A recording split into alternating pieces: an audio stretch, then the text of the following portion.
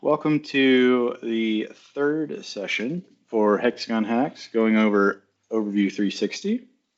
In today's session, we're going to be looking at the list widget, the line chart, and the pie chart.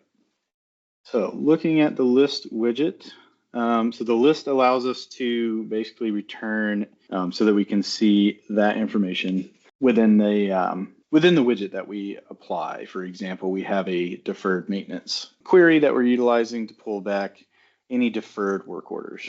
With the list during your setup, it's important to note that you can have a maximum of 5 columns at the moment, and you can show up to 25 rows at a time, right? And this, unlike the equipment summary, the list is not scrollable.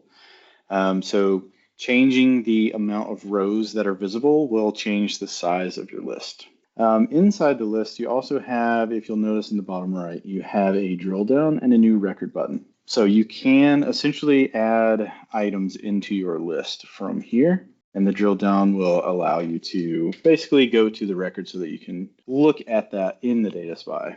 So our next item that we'll look at today is the line chart. So line chart queries essentially will utilize the same queries that you're using for your Start Center items. You can also utilize data spies in a grid combo, and you have to return at least 2 columns, right? So the line chart has to have an X and a Y axis. For example, right here, we're looking at labor hours booked across a date range, right? So completion date against labor booked. Now, this is the same line chart, right? But it is looking at meter readings for equipment in this case. However, this is being specific to a piece of equipment. So within the Equipment Overview 360 at the top, we'll see that in a minute, you can select specific pieces of equipment, or you can remove the value and submit it to look at everything, right? So we can specify and see analytics for each individual piece that we're looking at if we're reviewing assets that day through a list or whatever, but we can also see everything as a whole if we leave it blank. And our last widget here is going to be our pie chart. So again, we are utilizing queries, and they do have to return at least 2 columns. First column has to define the pie slice. So this is what's giving us our different work order types. And then the second column will return the counts for each slice, right? So that's going to determine the size. Pie chart widgets, these are equipment sensitive. So they are looking to filter against equipment data. So we do have to have data against our assets. In this example, we're looking at work order types that have been utilized against assets overall, right? So this isn't being filtered, but we can filter this by equipment to get individual counts for each type and how many for those types per asset, system, position, location, whatever. So now let's go put this into practice. Slide over here and log into EAM. And then I'm going to go down to my Equipment Overview 360. And now I can start adding my, let's select our HxGN Hacks template. All right, so I'm going to add to this template that we've been using for our sessions. I'll hit Edit, and I'm going to add a widget, and I'm going to choose the list type. So the first one on our agenda today. So when I add my list widget, it of course gets defaulted right here. I want to drag it to the right side just to give it a little bit more width. Now I will personalize it a little bit by adding some color. And then I'm going to hit Edit. In my list, it's asking for a screen name. And this will show you all of the screens that we can use as a source for our list here. I'm going to stick to our demo and look for deferred maintenance. So this guy right here. Click OK. And now my data spy, this list has the default, which is the unassigned deferred maintenance. I'll leave it as that. And then here, again, I can use a maximum number of 5 columns.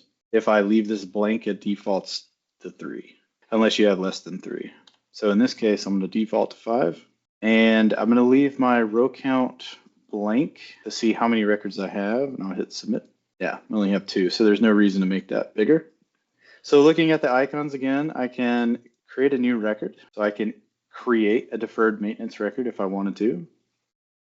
I can also use the drill down to view the existing ones, right? And then make changes directly from the screen. So let me run back over to my demo template. Now let's look at some line charts. I'm going to go back into edit mode, add a widget.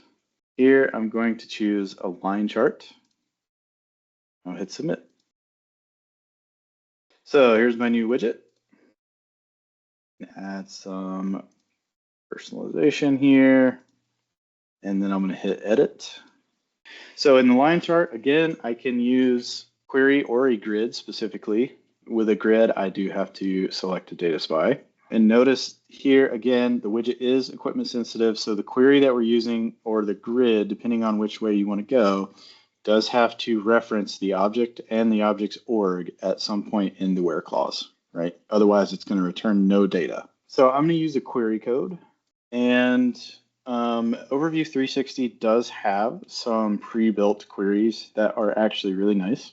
So we'll take a look at this guy right here. So work order labor costs. So if a query doesn't exist, know that you can always go and create your own.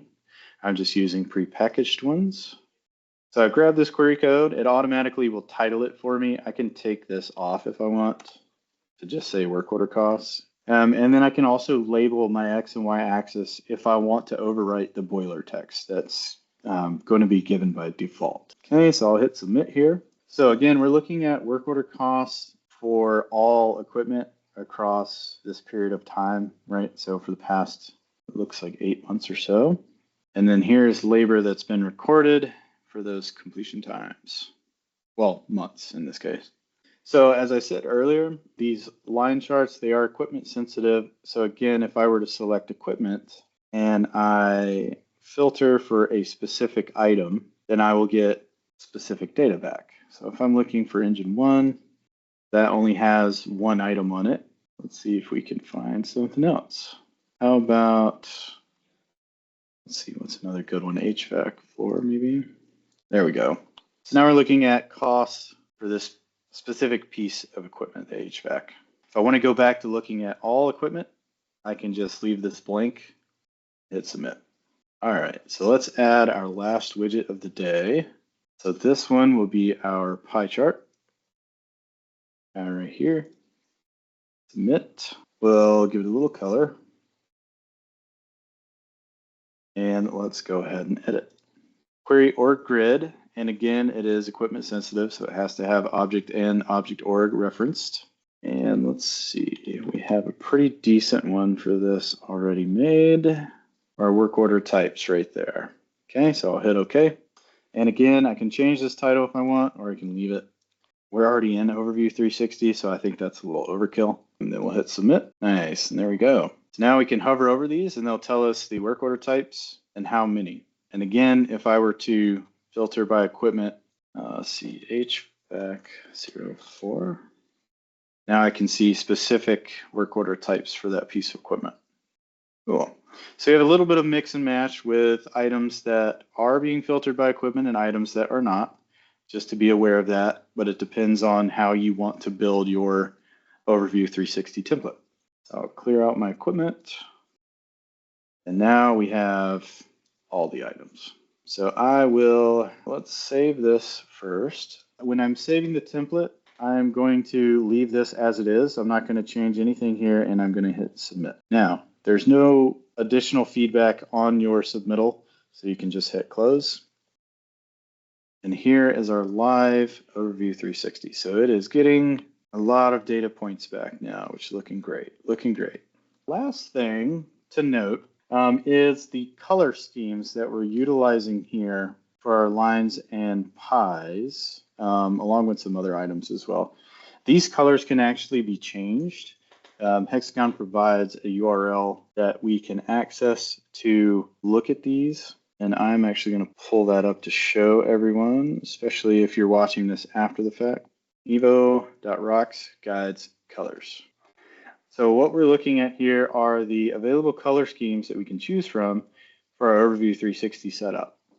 I believe our environment that we're utilizing is using set 3, but you can utilize any of these, whichever ones make sense to you. And this link is available in the documentation as well as right here in the recording too, right? But in order to update that, you do have to access an install parameter. So that would be under our admin security. And then what we're looking for is 360 color. And in the value field, you utilize the category name that you want, and it will update the coloring or the color scheme for your overview 360 pages. So that is everything for our third session regarding lists, line charts, and pie charts. I'm going to submit this so that we can look at it again one last time. And while we're here, do you have any questions? Well, thank you. Appreciate that, because actually I do have some questions, and we were poking around with this 360 recently. One thing I couldn't get to work is actually I'm trying as we speak, because I saw you putting that link in there.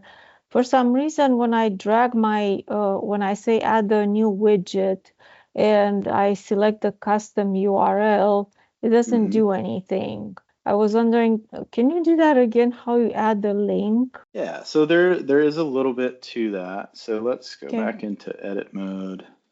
And then let's look at this guy. So if I go into this, so what this is looking at is one of the available screens. So in our case, we're using stores. Oh, okay. So I need to put a link to the screen, attach a link to the screen. Okay, and then it is using a custom tab. And the custom tab has a hard-coded URL. And that's taking us to the URL, or to this web page here. Awesome. The other thing I noticed, your screens, they look so different than mine, meaning like all the fields have kind of rounded corners, and the 360 looks the same with all the widgets have kind of rounded corner, and I kind of like that. So how do you do that? It's going to depend on your EAM version. So are you guys in the cloud or are you on-prem? We're in the cloud, and I think we upgraded to 12.2 last weekend. Oh, perfect. Okay, so in that case, there is an install parameter that's called UITHEME, and you can utilize any of these values to change the actual theme of EAM. So this particular theme is the latest one that they released, which is Theme Hex. Okay. There's also a dark version, which is basically just like dark mode teams. And then there's a UX3, which it's almost like an old school layout, almost like EAM version 10, if you had it that long ago. No, we didn't. Okay. Yeah, so this is the regular Hex theme. I see. Okay. That's cool to know. I really didn't know that. Yeah, so that one's real easy to change. You change the value, you save it, and when you log out and log back in, you'll immediately see the change. Now that change does carry over throughout the entire system, so everybody will see it. But yeah, you can definitely alter your look if you want to update it a little bit. Let's see. So dark blue, default, high contrast, and orange are older ones, but the Hex Dark and UX3 are new. I like this one the best overall. The dark one is a little bit too dark, but some people like it.